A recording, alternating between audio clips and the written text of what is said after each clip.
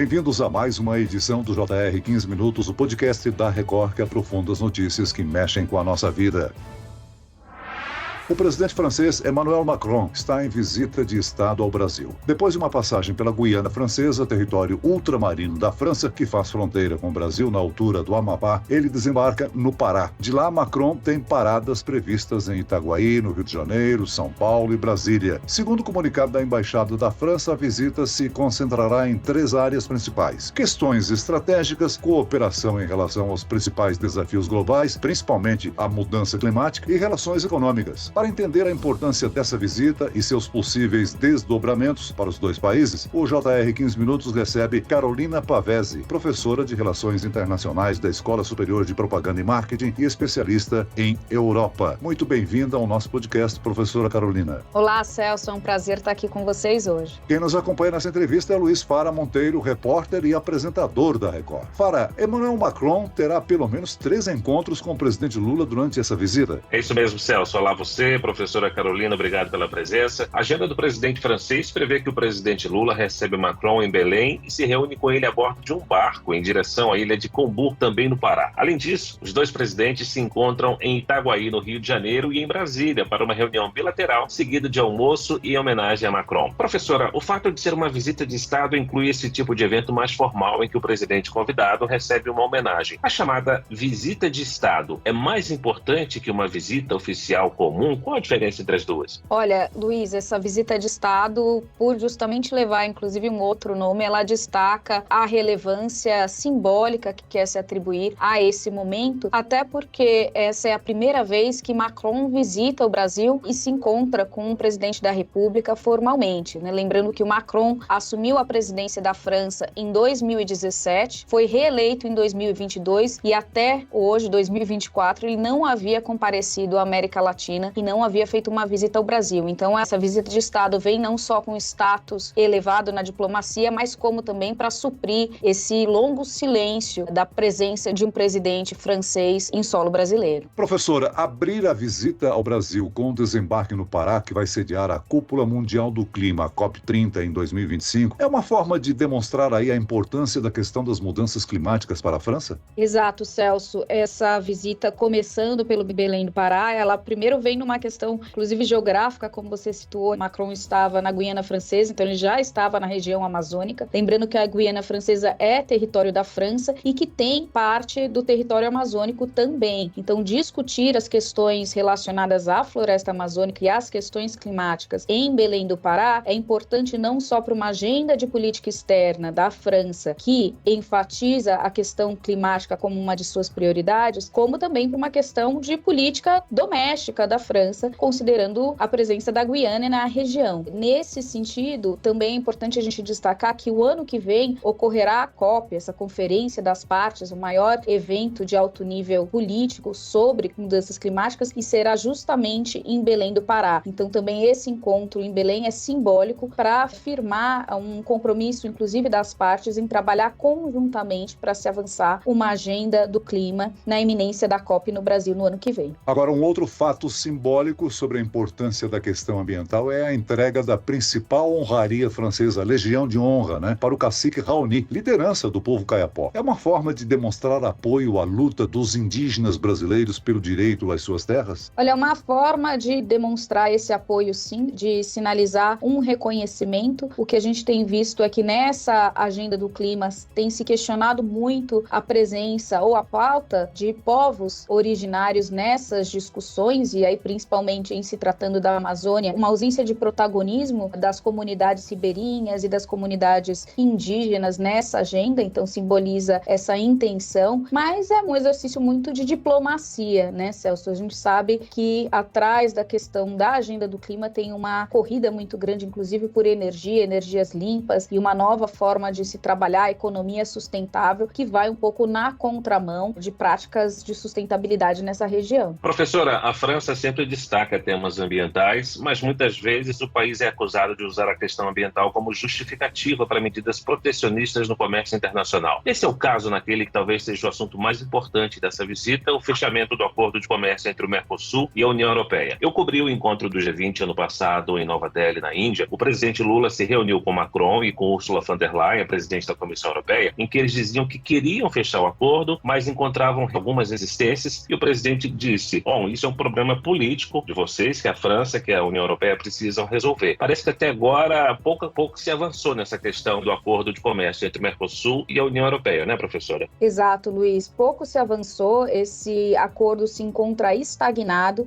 num processo que ele já foi concluído, então as negociações já foram concluídas, só que agora há uma hesitação em se seguir com a próxima etapa, que é o processo de ratificação. Na União Europeia, esse tratado ele precisa ser aprovado não só pelas instituições de Bruxelas, como também pelos parlamentos nacionais dos 27 estados da União Europeia, e aqui do lado do Mercosul, ele precisaria ser ratificado pelos 4 países do Mercosul, considerando que a Venezuela está suspensa do bloco. Então é um processo que, só se a gente contar aí, são mais de 30 parlamentos, que não há um cronograma e não há um prazo final para a execução desses processos de ratificação, o que, portanto, ainda, mesmo que isso fosse iniciado, seria um processo muito longo até a gente ver de fato esse tratado entrando em vigor. O que tem travado agora é essa objeção explícita e claramente colocada pelo governo francês e outras lideranças políticas na Europa com relação ao acordo do Mercosul-União Europeia,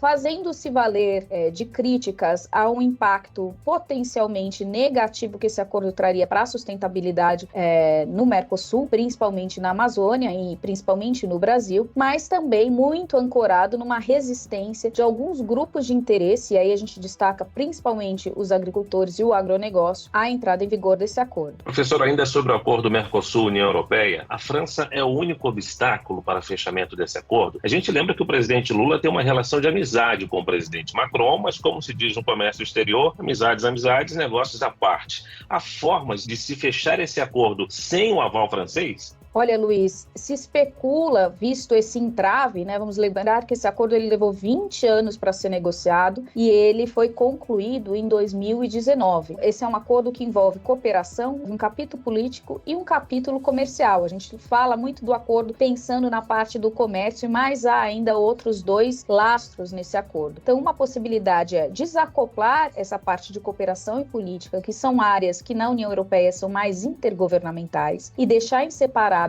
a parte comercial, na qual a União Europeia usufrui de uma certa supranacionalidade. O que isso quer dizer? Autonomia de negociar esse acordo sem necessariamente ter a contribuição dos Estados ao longo de todo o processo. Nesse caso, a União Europeia poderia fazer uso da sua autoridade e impor esse tratado, ou uma outra possibilidade, Luiz, é que os Estados que são a favor do acordo ratifiquem e esse acordo começaria a entrar em vigor de uma forma parcial, ou seja, valendo para os países que ratificaram. Essas 2 alternativas que se contrapõem à solução que tem se tentado, que é uma ratificação total, ou seja, por todos os 27 membros, essas outras 2 possibilidades são muito pouco trabalhadas porque elas têm um custo político extremamente alto, primeiro para Bruxelas, a se fazer impor a sua posição, segundo, com relação a esses países que iriam adotar o acordo, porque eles não querem ficar isolados, não querem ir na contramão de grandes países como a França, e também haveria um problema interno, visto que dentro há uma livre circulação de produtos, então seria muito difícil também fazer o controle desses bens que eventualmente iriam do Mercosul para a União Europeia, se eles se limitariam a circular e serem comercializados apenas nos países do acordo. Então se encontra num grande entrave e é muito improvável que a gente veja esse cenário mudar nos próximos meses, até porque em junho haverá eleições no Parlamento Europeu e essas eleições são muito importantes, portanto, tanto a União Europeia quanto esses governos nacionais não vão querer mexer num tema tão controverso no momento, temendo o impacto que isso pode ter negativo na nova configuração do parlamento. Professora Carolina, outra questão internacional em que Brasil e França já se colocaram em posições diferentes é a guerra entre Rússia e Ucrânia. O Brasil tem se distanciado do tema, mas o presidente francês recentemente chegou a falar até na presença de tropas da OTAN na Ucrânia. Esse assunto deve fazer parte das conversas? Celso, esse assunto deve fazer parte das conversas, conversas. É um outro tema no qual há uma divergência de posição e divergência de interesse e prioridade que é dada. Uma das missões que se diz nos bastidores do Macron nessa viagem é também ver a questão da guerra da Ucrânia ganhando destaque na agenda do G20. É importante a gente enfatizar que o Brasil detém a presidência do G20 ao longo de 2024 e, portanto, tem grande influência sobre essa agenda e sobre os trabalhos do grupo que se desenvolve ao longo de todo esse ano. Então, Macron vem com esse objetivo, que muito provavelmente não vai ser acolhido da forma como ele almeja, mas há algum tempo Macron tem tomado uma liderança, inclusive na Europa, para manter viva e com muita importância a questão de um desfecho relativamente imediato para essa solução para o conflito da Ucrânia e Rússia, para que isso não se alastre até 2025, porque esse conflito tem perdido um certo apoio nos governos nacionais, há um desgaste por relação da questão que tem sido inclusive um pouco ofuscada pelo conflito de Israel-Hamas também nessa agenda de política internacional. Macron sabe que há um certo deadline com relação a esse conflito na iminência das eleições nos Estados Unidos em novembro. Por que, Celso? Porque se a gente tiver uma vitória de Donald Trump, há um comportamento que já se observou no governo anterior de Trump, que é o esvaziamento dessas alianças multilaterais, e na época de seu primeiro mandato, Trump inclusive ameaçou retirar os Estados Unidos da OTAN. A gente sabe que a OTAN tem sido muito importante em garantir esse apoio para a Ucrânia resistir aos ataques e a essas ofensivas militares da Rússia, e sem o apoio dos Estados Unidos na OTAN, a OTAN fica muito enfraquecida. Portanto, Macron tem uma certa urgência nessa agenda. Macron e Lula vão a Itaguaí, no Rio de Janeiro, para acompanhar o batismo e o lançamento do submarino Toneleiro, que é parte de um programa de desenvolvimento de submarinos, resultado de uma parceria entre Brasil e França, com investimento de cerca de 40 bilhões de reais. Esse programa de submarinos envolve aí uma questão sensível internacionalmente, já que um dos submarinos terá propulsão nuclear. Há resistências de outros países ao acesso do Brasil a essa tecnologia?